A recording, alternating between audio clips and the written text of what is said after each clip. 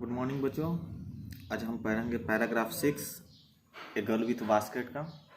और पैराग्राफ 6 कहाँ से कहाँ तक शुरू है? तो इसमें शुरू है my arms were full and ये एंड हो रही है the one soul of India. तो पैराग्राफ इस प्रकार है, ध्यान से पढ़िए। लास्ट पैराग्राफ है। लेखक विलियम सी डगलस कहना चाहते हैं कि माई आर्म्स वेयर फुल, अर्थात मेरी भुजाएं या हाथ पूरी तरह से भर चुके थे। आई हैड नो रूम, मेरे पास कोई जगह नहीं था। जैसे रूम में कमरा होता है, पर यहाँ पर होगा मेरे पास अब कोई जगह नहीं था। लेट अलोंग एनी नीड, किसी और चीज की आवश्यकता के लिए। फॉर अनदर बास्केट, या दूसरी टोकरी के लिए। अर्थात लेखक कह रहे हैं कि मेरे हाथ भरे हुए थे एक अन्य टोकरी के लिए, न तो मेरे पास जगह थी और न ही आवश्यकता। Balancing my baskets and fans on my left arm, कह रहा है कि मैंने balancing my baskets and fan, मैंने अपने टोकरियों और पंखों को संतुलित करते हुए किस पर?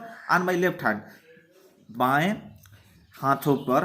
अर्थात कह रहे हैं कि मैंने अपने बाएं हाथ पर अपनी टोकरियों और पंखों को संभाल कर, यानी बैलेंसिंग मतलब संतुलित कर कर। I reached into my right coat pocket, मैंने अपने दूसरे हाथ को क्या करा? दाएं, अपने कोट के दाएं पॉकेट में पहुंचाया। And got a handful of changes, और कुछ वहां पर चेंजेस पैसे पाए। ठीक है, रेजगारी मतलब चेंजेस मतलब रेजगारी, यानी कुछ मैंने वहां पर चेंजेस पैसे पाए। परहैप्स 15 सेंट्स, शायद वो 15 पैसे थे। Which I deposit in the basket that the young god held imploring before me, और मैंने उस 15 सेंट पैसे को, यानी 15 पैसे को मैंने क्या किया? उस छोटी सी नौजवान 9 वर्ष की लड़की जो थी, जो मेरे सामने विनम्र निवेदन कर रही थी, imploring before me, विनती कर रही थी, मैंने उसके टोकरी में रख दिया। I tried to explain that I could not buy the baskets, मैं यह उसको बताने चाहता था कि अब मैं कोई टोकरी नहीं खरीद सकता। But extended मतलब बढ़ाया गया। The gratuity as the substitute, और इसमें देखो ग्रेजुएटी मतलब होता है उपहार और सब्स्टिट्यूट मतलब बदले में। लेकिन कह रहा है लेखक but the extended the gratuity as a substitute, तुम आप इस 15 पैसे को मेरे तरफ से क्या करते हो? इसको उपहार में रख लो। तभी लेखक को कुछ एहसास होता है। I realise at once what often I had gone, तभी मुझे एहसास हुआ कि मैंने क्या कर दिया था, मैंने कोई अपराध कर दिया। द चाइल्ड ऑफ 9, जो 9 वर्ष की बच्ची थी, ड्रेस इन रैक्स, जिसके कपड़े फटे हुए थे, गंदे थे, on the edge of the starvation, जो भूखमरी के कगार पर थी। रेज्ड हर चीन, अपने ठूड़ी पर उठी, चीन मतलब थोड़ी, ठीक है। रेज्ड हर, अपने ठोड़ी पर, अपने ठोड़ी को ऊपर उठाई, चीन मतलब जो ठोड़ी होती है, अपने ठोड़ी को ऊपर उठाई। And reached into the baskets, और कहाँ पहुंचे? और टोकरी तक पहुंची। And with all the pride and gracious, यानी कहने का अर्थ है जो अपनी अपनी ठोड़ी को ऊपर उठाई, यानी अपनी खड़ी हुई, टोकरी में हाथ डाला, और एक भद्र महिला जैसे सम्मान और गौरव के साथ उसने मेरे धन को लौटा दिया। फिर से देखिए, दिस चाइल्ड ऑफ 9, जो वो बच्ची 9 वर्ष की थी, ड्रेस इनटू द रैक्स, फटे पुराने कपड़े पहनी थी। On the edge of starvation, भूखमरी के कगार पे थी। रेड इधर अपनी ठोड़ी को ऊपर उठाई। रीच इनटू द बास्केट, के टोकरी के पास पहुंची। And with all pride of the gracious lady, और एक भद्र और एक स्वाभिमानी औरत की तरह, handed the money back to me, मुझे पैसे को लौटा दी।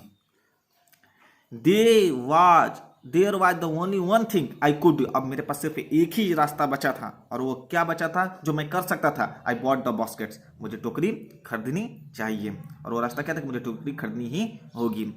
सी विप्ड हर आइज, उसने अपनी आंखों को पूछा। Smiled dash down the platform, यानी कहने का तो उसने लिखा कि उनसे टोकरी खरीदा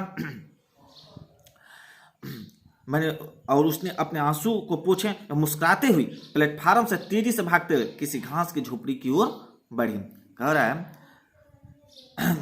फिर से देखो, आई बॉट द बास्केट्स, मैंने टोकरी खरीदी। स्विफ्ट हराइट, उसने अपनी आंखों को पूछा। स्माइल्ड, और मुस्कुराई। And dash down the platform, platform से नीचे की तरफ आगे। कहाँ? हेडेड सम ग्रास हट, घास की झोपड़ी की तरफ। That would have the at least 30 cents that night, क्योंकि उस दिन वो लगभग 30 पैसे उस रात वो कमा चुकी थी।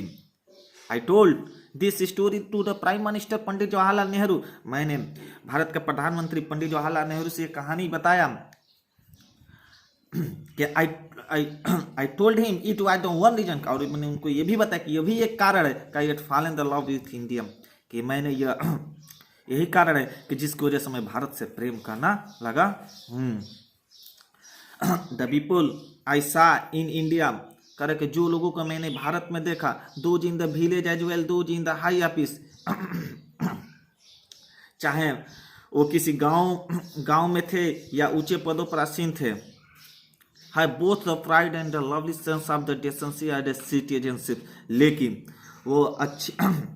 लेकिन सभी वो क्या थे, प्राइड स्वाभिमानी एवं अच्छे व्यवहारों और अच्छी नागरिकता की भावना से ओतप्रोत थे।